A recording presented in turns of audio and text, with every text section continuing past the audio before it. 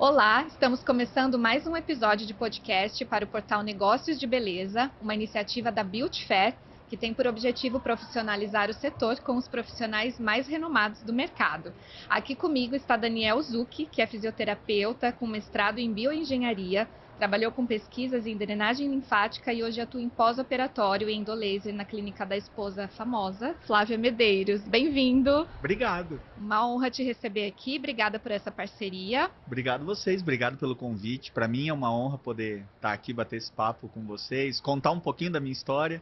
Então, para mim é sempre muito legal e é um prazer poder estar aqui. Obrigado, obrigado do convite. A gente vai falar justamente sobre a sua história, sobre as suas especializações, mas para a gente começar, eu queria que você contasse como que você chegou na estética, né? Desde a sua formação em fisioterapia, sempre foi seu objetivo final? Essa história é engraçada, Liz, porque assim, eu começo na faculdade de fisioterapia porque eu sempre gostei de esporte, pratico esporte até hoje, gosto muito de esporte. E quando eu fui para a área da fisioterapia, foi por causa do esporte. E eu gostando de esporte, na faculdade, assim, vou contar um pouquinho lá de trás, mas que é interessante isso, que na faculdade surge, no último ano de faculdade, é só o estágio, surge a oportunidade de a gente trabalhar com um time de basquete da cidade, que é de Araraquara, interior de São Paulo. Eles tinham um time muito forte de basquete, tinham jogadores de seleção brasileira que jogavam basquete. E aí eu, não, vou me candidatar a essa vaga, que o professor estava ali. Me candidatei, entrei, comecei a estagiar no time de basquete, trabalhando com esporte todo dentro da minha área. E querendo fazer mestrado. Vou atrás de fazer o mestrado, procuro mestrados na área de esporte, de ortopedia, né, voltado para isso. Acaba que me surge na minha vida um professor, orientador, que era um médico da USP de Ribeirão Preto, que ele era dermatologista. E aí eu, tá, tudo bem, mas eu vou puxando para minha área e devagar eu vou me adaptando Uhum. a isso, colocando um pouco da dermato dentro do esporte, da ortopedia. Quero dar aula, vou fazer o mestrado porque eu sempre gostei de dar aula. E aí vou bater na porta da faculdade que tinha lá na minha cidade também, só tinha vaga para dermato. E a fisioterapia era dermato, é estética. Eu olhei pro orientador, falei, cara, pro coordenador do curso, falei, eu quero dar aula. A aula de dermato, eu vou dar aula de dermato. E eu começo a entrar na área da dermato nesse momento. Então, assim, o meu orientador me levou para isso. Só que no meio disso, eu termino meu mestrado e vou fazer meu doutorado com o Dr. Godoy, que é o maior pesquisador em drenagem linfática no mundo hoje. E eu estou fazendo lá minhas pesquisas para o doutorado com ele, em drenagem. Me surge a oportunidade de trabalhar com um time de futebol. E eu vou trabalhar com o time de futebol. Vou ser fisioterapeuta de um time de futebol. Fico 2 anos como fisioterapeuta de um time de futebol. Só que aí nesse daí eu conheço a Flávia. Aí a Flávia olha para mim e fala: Não vamos, tinha como. vamos. Eu tentava sair da estética. A estética me puxava de volta. Então, aí foi onde eu falei: não, quer saber? Desisto de tentar a parte do esporte. Vou ficar na estética, na dermato e vamos tocar minha vida aqui. E eu tô aqui hoje, tô aqui assim. Então eu falo que no final de tudo foi a Flávia que me trouxe para isso, foi a Flávia que me colocou de verdade no mundo da estética. Então eu falo que hoje eu sou o que eu sou por causa dela. Isso é. A gente chama de estética, mas a beleza está muito envolvida nisso, né? Você Sim, acha que as áreas estão interligadas, não tem como a gente separar, mas é uma área muito apaixonante? demais. Demais.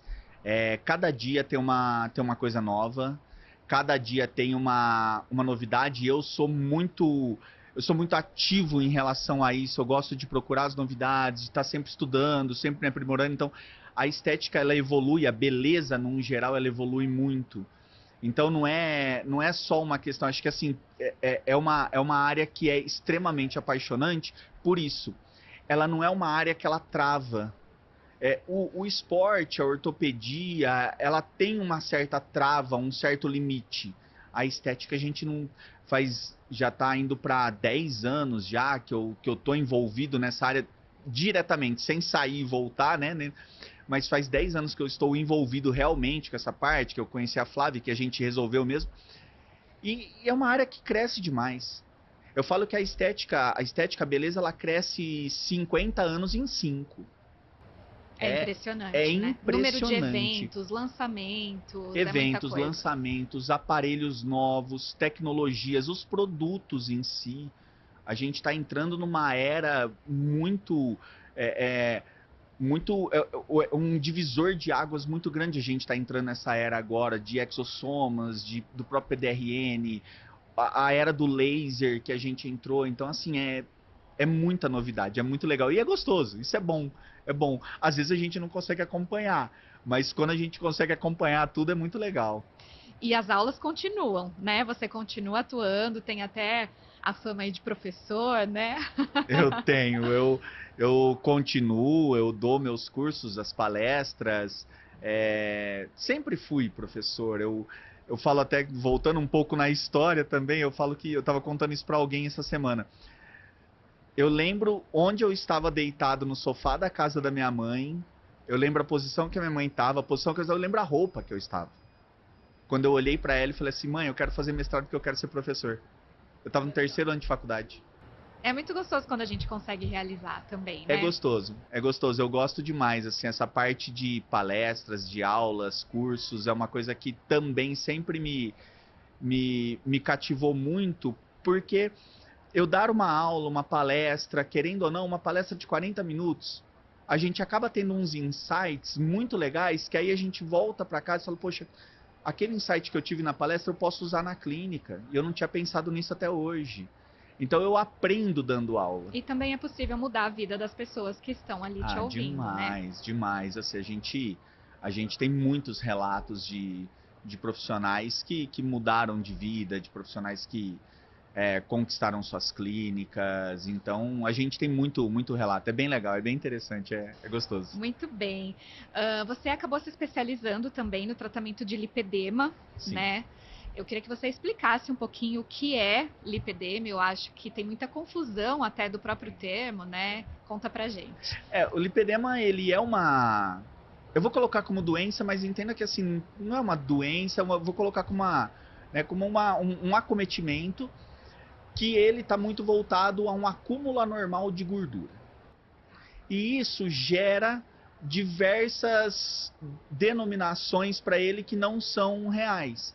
Então a gente tem, por exemplo, pacientes que têm celulite, que na verdade é lipedema. Pacientes que, eu tô obesa, eu tô com retenção de líquido, é lipedema. Então, existe essa dificuldade de diagnóstico, por isso ele é muito subdiagnosticado, mas a gente começou a trabalhar, eu comecei a trabalhar com lipedema quando eu fui para fazer as minhas pesquisas para o doutorado com o Godoy, a gente já começou a trabalhar com lipedema, isso a gente está falando em 2008. Ele já trabalhava com isso, mas não era uma coisa, não existiam recursos como a gente tem hoje para o lipedema. E aí ele acaba acometendo mais mulheres. Hoje eles falam de cada 10 mulheres, uma tem lipedema. Eu acho que de cada 10, 9 tem. Sério? Eu dei uma palestra esses dias, e aí a gente na plateia, eu falei, pessoal, você tem lipedema, você tem lipedema? Não, não tem. Tem, ó, sua característica é isso, todo mundo é verdade. Então, assim, E dá para identificar assim com roupa vestido? Dá para identificar tranquilamente. Quem já tem o olho clínico, a gente consegue identificar. Por uma posição no braço, a gente consegue identificar. É muito característico. Isso e aí, impacta a vida das acometidas? Muito. No dia a dia? Muito, o que causa? A gente tem desde relatos de pacientes mais estéticos, até mesmo uma questão de visual, de corpo mesmo, delas terem uma certa, vamos colocar uma certa depressão em relação ao corpo. Eu tenho casos de pacientes de 22, 23 anos falando, eu não uso shorts. Eu tenho vergonha das minhas pernas, eu não consigo usar um shorts. Esse calor que tá, a gente não consegue usar shorts. Então, elas têm uma distorção da imagem, né? Sem contar os aspectos físicos. Lipedema causa muita dor. E aí a dor, a paciente fica incapacitada de fazer um exercício. Ela fica incapacitada de fazer exercício, o lipedema piora. O lipedema piora, a dor aumenta, chega a pontos de imobilidade total. A dor é local? ela é uma dor localizada na perna toda. Na perna toda. Ela se confunde muito com varizes. Eu tô com uma paciente ontem, eu recebi os exames dela que ela quer operar para varizes. Ela falou, mas eu tenho uma dor na perna e eu fui procurar o vascular, porque dor na perna é varize. Eu fui procurar o vascular e tal, e ele vai me operar varizes. Eu falei, não vai operar, porque você tem lipedema, a sua dor é do lipedema, vamos tratar o seu lipedema. Tem soluções menos agressivas. Menos agressivas. E cirurgia hoje vascular, dependendo da técnica cirúrgica utilizada, a gente piora o quadro da paciente. Tem uma técnica cirúrgica para extração de veias varicosas, que você destrói o sistema linfático da perna inteiro. Aí falando assim, né? Eu, como trabalho com drenagem, trabalhei com drenagem muito tempo, trabalho até hoje. Eu olho e falo, cara, se destruir o sistema linfático dessa perna aqui, vai ficar pior. Então o lipedema, ao invés de melhorar, vai piorar. Vai aumentar a dor, vai ter um incômodo muito grande.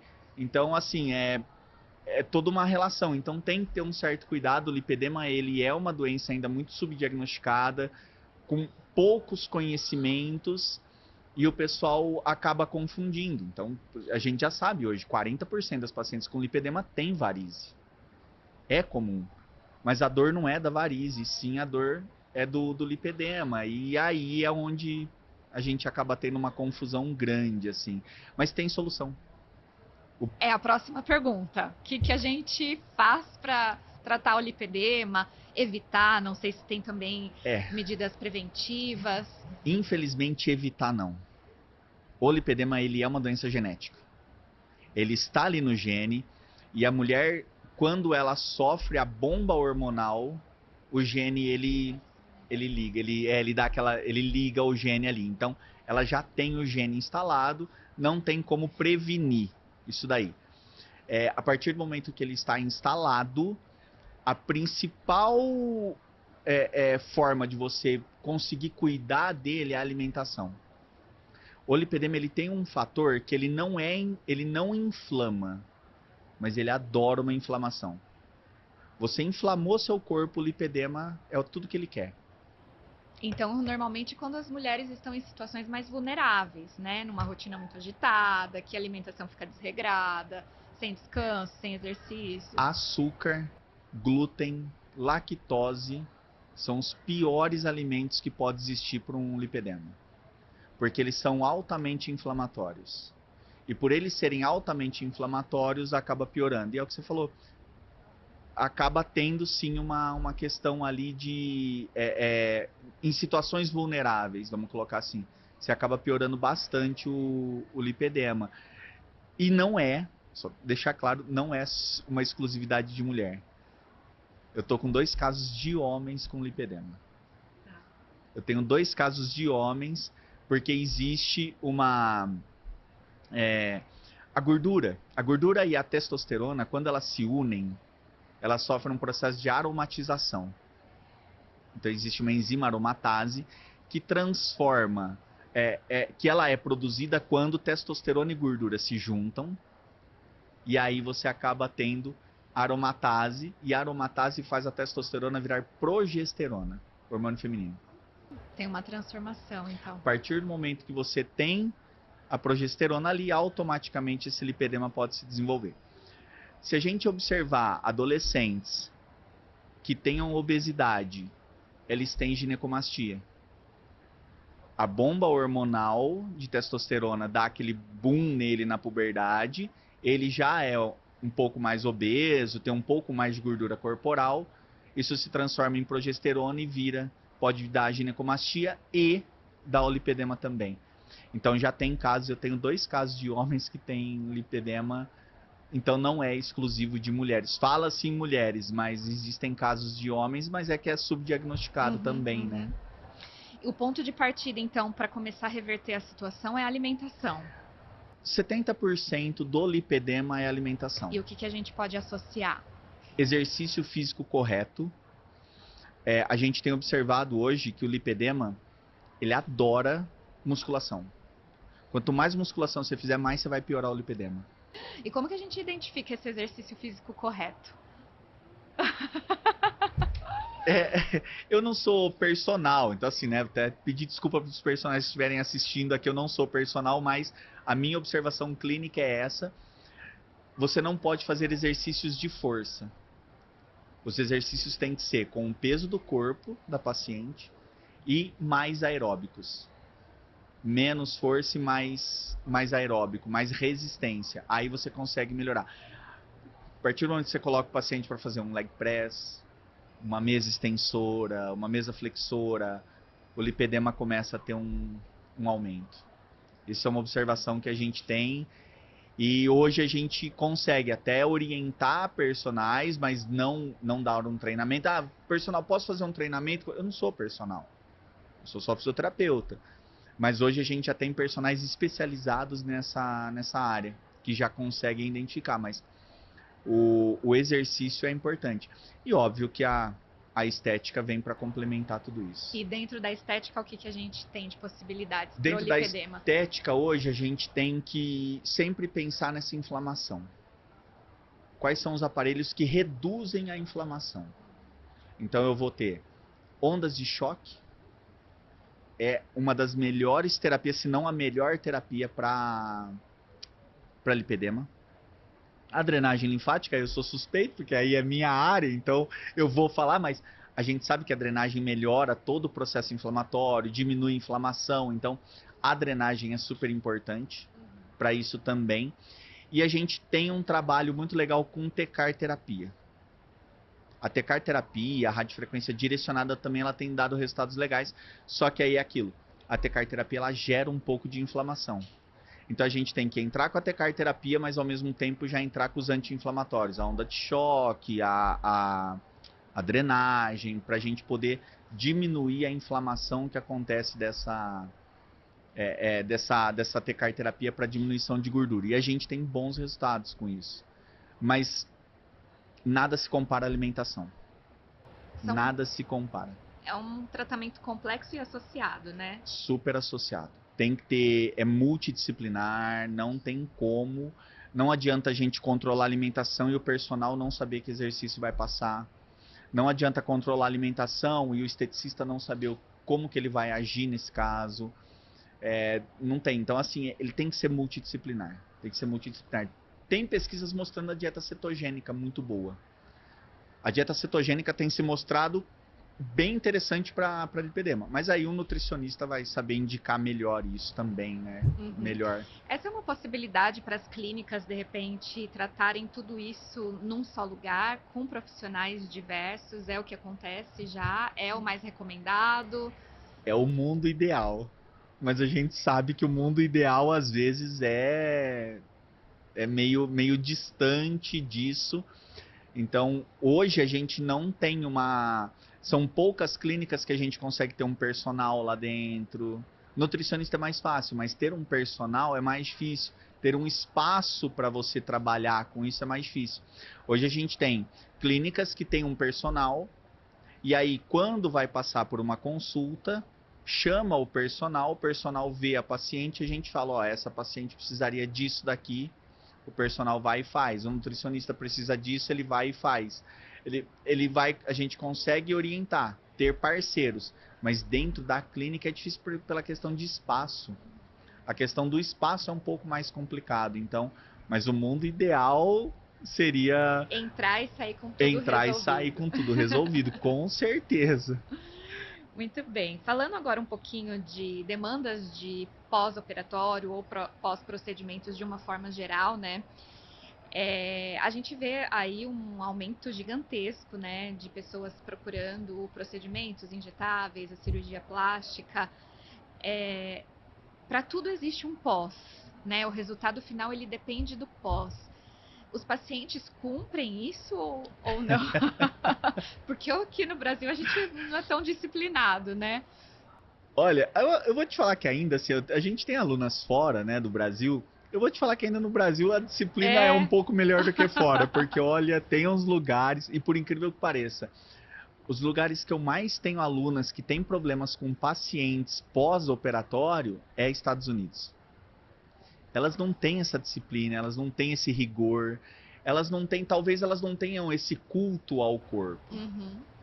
Talvez elas pensem em cirurgia plástica não pelo culto ao corpo como é o brasileiro. Talvez elas pensem mais por uma questão assim, ó, eu precisava tirar essa gordura porque isso aqui vai me fazer mal para a saúde lá na frente. Então elas não têm essa... eu penso que seja isso, não posso afirmar, mas aqui no Brasil a gente tem todos os tipos de pacientes. Tem pacientes que seguem a rigor o que a gente pede, tem pacientes que não seguem tanto, mas o pós-procedimento, com certeza, o pós-procedimento ele faz muita diferença no tratamento, nas próprias intercorrências que acontecem. Então, assim, o pós-procedimento de cirurgia plástica, ele faz parte, e é o que a gente fala, a gente tem uma dificuldade muito grande, porque as pacientes, elas guardam o dinheiro para fazer a cirurgia. Elas esquecem que tem o pós.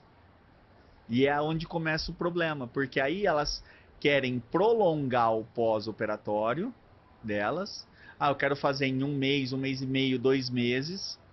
Só que esse um mês e meio, 2 meses, elas querem espaçar uma vez por semana na clínica, 2 vezes por semana.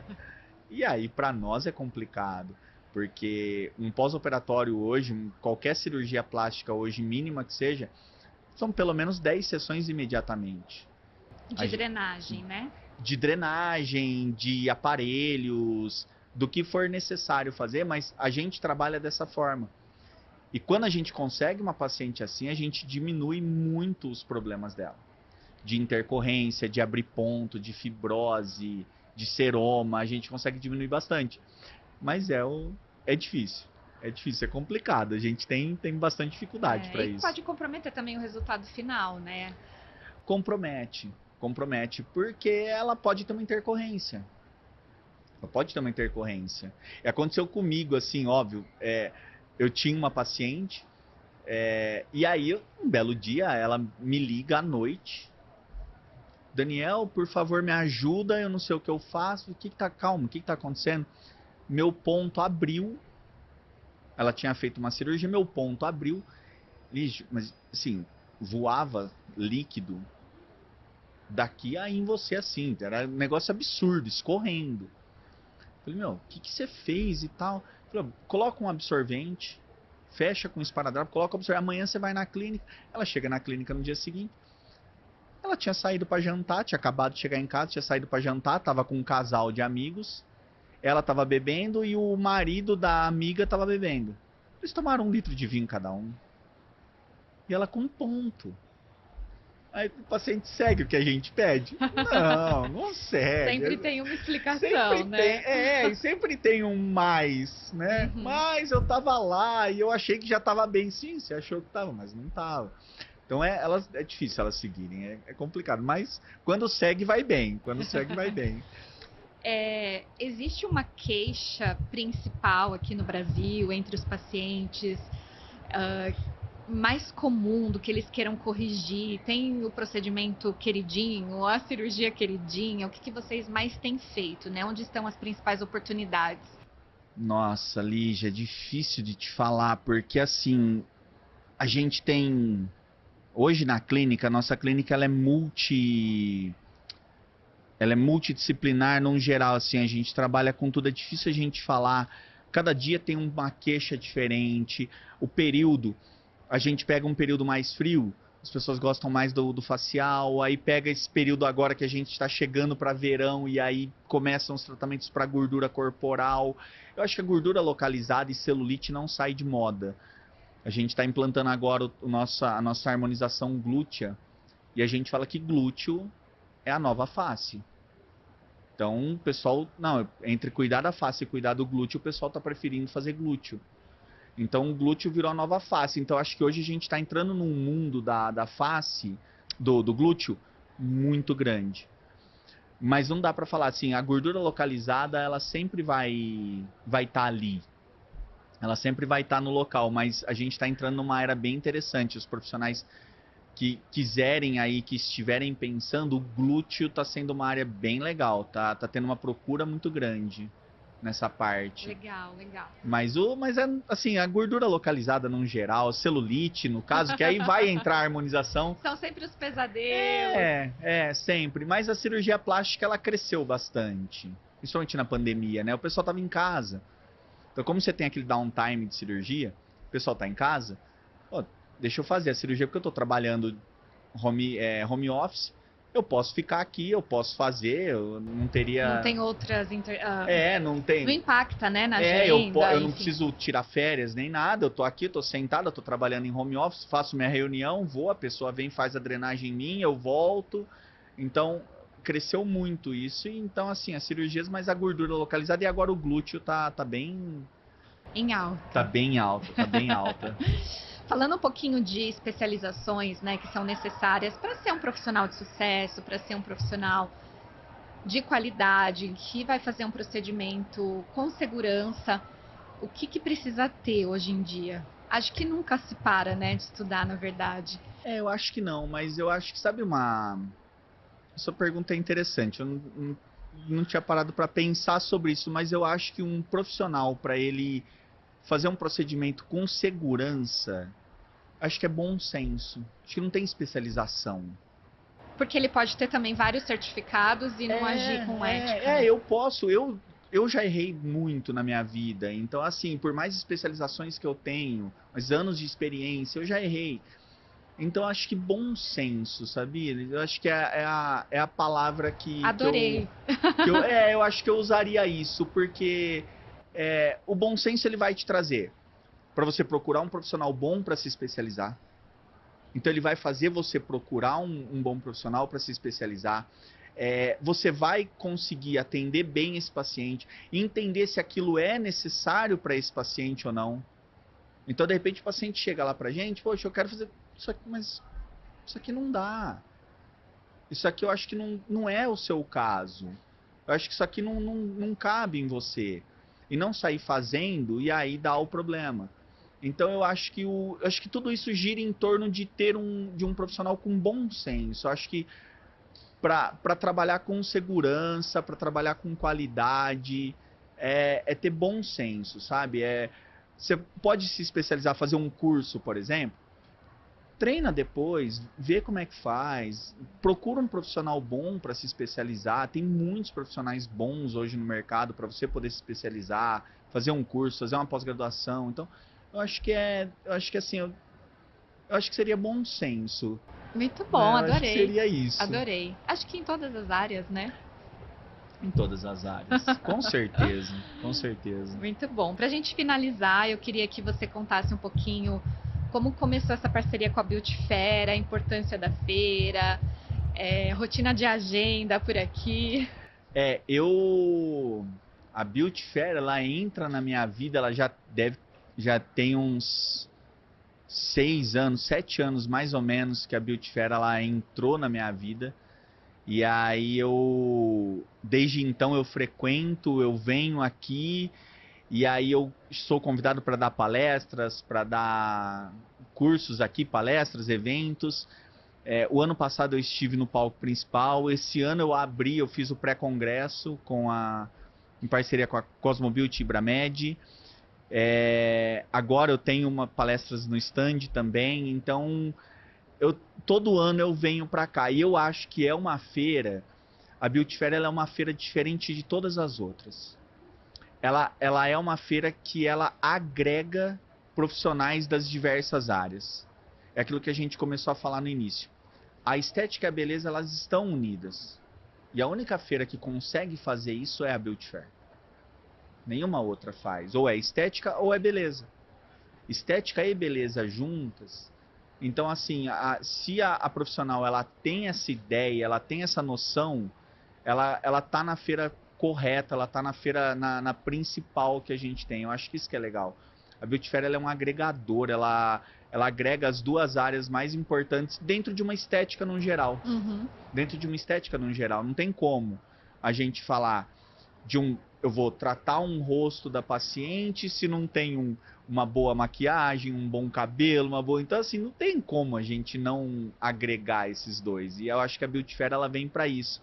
E eu tenho um parceiro muito legal que agora ele faz parte do grupo Built Fair, que é o pessoal de Minas, que é o pessoal do Alexandre, da Estética Micro, que eles estão organizando a parte educacional, então são uns amigos meus que eu tenho um carinho muito grande, e aí então agora não tem como, a Built Fair só tem, e eu acho que assim, é o que eu falei, é uma feira muito legal, é agregadora, eu gosto disso daqui na feira, por isso que eu tava em Minas, domingo eu tava em Minas, cheguei ontem aqui, já vim para cá, eu saí do pré-congresso, fui para lá, voltei para poder dar a palestra, para estar aqui, porque para mim é muito legal, é muito gostoso e é uma honra para mim poder ser convidado para estar aqui com vocês, para fazer parte disso, para mim é uma honra. Muito bom, muito obrigada, viu? Obrigado Obrigada você. por todas as informações. Tenho certeza que vai agregar demais aí para o nosso público. Obrigado. Foi uma honra te receber. Obrigado mesmo. A você que está nos assistindo, te vejo no próximo episódio. Tchau, tchau.